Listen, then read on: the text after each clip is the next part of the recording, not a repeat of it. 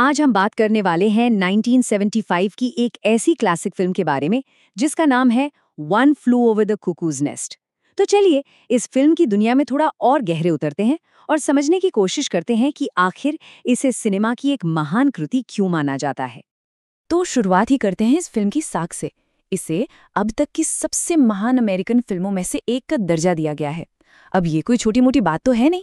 और आज हम यही जानेंगे कि आखिर ये फिल्म इस दावे पर खरी क्यों उतरती है। और बात सिर्फ तारीफों तक ही सीमित नहीं है। इस फिल्म ने तो सच में इतिहास रच दिया था। इसने एक साथ 5 सबसे बड़े ऑस्कर अवार्ड्स जीते। Best picture, director, actor, actress और स्क्रीन प्ले। जानते हैं, ये एक ऐसी उपलब्धि है जो सिनेमा के इतिहास में आज तक सिर्फ 3 फिल्मों ने ही हासिल की है। तो आप सोच सकते हैं कि ये कितनी बड़ी बात होगी। तो चलिए अब इस सिनेमैटिक लेजेंड की दुनिया में उतरते हैं।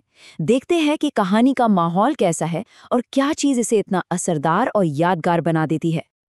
देखिए, ये कहानी एक मेंटल हॉस्पिटल में सेट है, पर असल में ये जगह सिर्फ एक बैकग्राउंड है। असली कहानी तो है एक सिस्टम के खिलाफ इंसान के जज्बे की लड़ाई की। मतलब ये कहानी है आज़ादी की, कंट्रोल की और उस सिस्टम को चुनौती देने की जो इंसान को दबाना चाहता है। अब बात करते हैं उस टकराव की जो इस फिल्म की जान है। ये दो बहुत ही मजबूत और एक दूसरे से बिल्कुल अलग किरदारों के बीच इच्छा शक्ति की मतलब विल पावर की एक जबरदस्त लड़ाई है। स्क्रीन पर जो दिख रहा है ना, बस यही इस फिल्म का दिल है। 2 बिल्कुल अलग ध्रुव। एक तरफ है आरपी मैकमर्फी, एकदम विद्रोही, बेबाक, और उसका अगला कदम क्या होगा कोई नहीं जानता। और दूसरी तरफ है नर्स रैचेट, जो लोहे जैसे अनुशासन से सब कुछ कंट्रोल करती है, पर चीख चिल्लाकर नहीं, बल्कि बड़े ही शांत और चालाकी भरे अंदाज से। ये विद्रोह और नियंत्रण की सीधी टक्कर है। और मैकमर्फी के रोल में जैक निकोलसन, मतलब ये परफॉर्मेंस सिनेमा के इतिहास की सबसे यादगार परफॉर्मेंस में से एक है। उनकी एनर्जी, उनकी शरारतें, उनका मजाक और यहाँ तक कि उनकी कमजोरियां भी, ये सब मिलकर इस किरदार को इतना असली और यादगार बना देती हैं कि देखने वाला खुद को उससे जुड़ा हुआ पाता है। और फिर आती है नर्स रैचेट, जिनके रोल में है लुइस फ्लेचर। पता है इस किरदार की सबसे खास बात क्या है? वो कभी अपनी आवाज तक ऊंची नहीं करती। उनका पूरा कंट्रोल बहुत ही शांत तरीके से आता है, जो उन्हें किसी भी चीखने चिल्लाने वाले विलन से कहीं ज्यादा डरावना बना देता है। और इसीलिए वो सिनेमा के सबसे महान विलन्स में से एक मानी जाती हैं। लेकिन कहानी सिर्फ इन 2 लोगों की नहीं है। जो दुनिया बसाई गई है ना, वो भी कमाल की है। डानी डेविटो और ब्रैड डॉरिफ जैसे बेहतरीन एक्टर्स समेत पूरी सपोर्टिंग कास्ट ने हर सीन में इतनी जान डाल दी है कि वो मेंटल हॉस्पिटल बिल्कुल असली और जीवंत लगने लगता है। तो ये लड़ाई सिर्फ एक अस्पताल के अंदर की नहीं है। असल में ये एक बहुत बड़ी और यूनिवर्सल लड़ाई का प्रतीक बन जाती है। ये दिखाती है कि आज़ादी के असल मायने क्या हैं। ये फिल्म कुछ बहुत ही गहरे सवालों को उठाती है, जैसे व्यक्तिवाद बनाम अनुरूपता। मतलब क्या हमें अपनी अलग पहचान रखनी चाहिए या फिर जैसा सब कर रहे हैं वैसा ही करना चाहिए।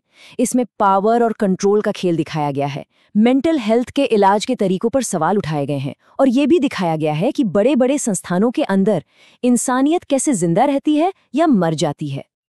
और जानते हैं इस फिल्म की सबसे बड़ी खूबी क्या है? इसकी स्क्रिप्ट। ये इन सभी भारी भरकम मुद्दों को बहुत ही इंसानी तरीके से दिखाती है।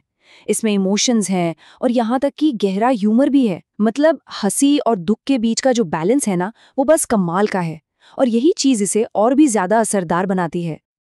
तो अब सवाल ये उठता है कि रिलीज के लगभग 50 साल बाद भी ये फिल्म एक मास्टरपीस क्यों मानी जाती है? ऐसा क्या है इसमें जो इसे आज भी इतना पावरफुल और ज़रूरी बनाता है? चलिए देखते हैं। किसी भी बेहतरीन फिल्म के 4 ज़रूरी तत्व यहाँ साफ दिखते हैं। पहला, शानदार एक्टिंग, जिसके बारे में हम बात कर ही चुके हैं।